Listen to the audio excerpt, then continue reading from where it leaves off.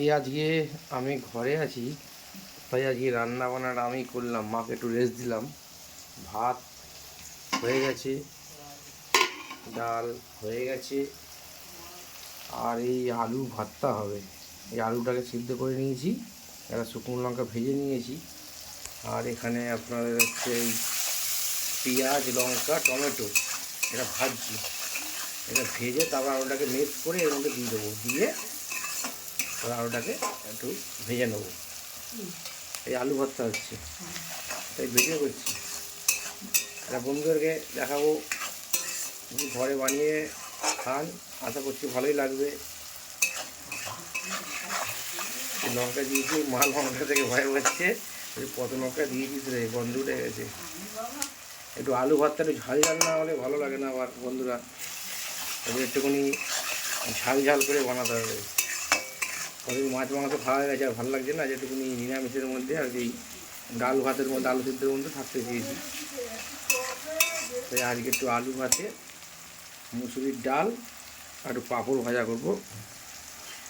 এই যে দুপুরে ভাত খাওয়া হবে।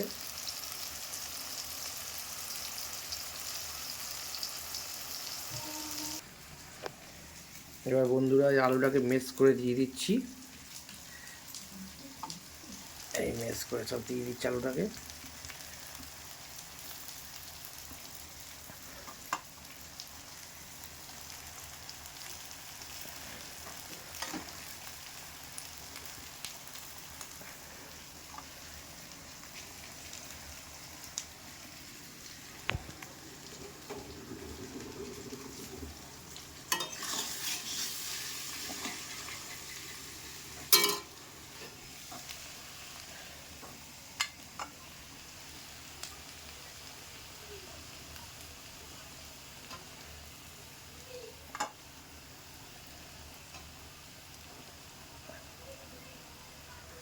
ডাল দিয়ে ফুটে গেছে।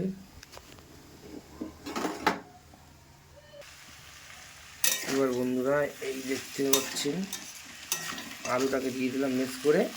এবার আলুটাকে খালি নাড়াতে হবে, একসাথে মিশাতে হবে, ভালো করে মিশালেই আলুর কালার চেঞ্জ হয়ে যাবে।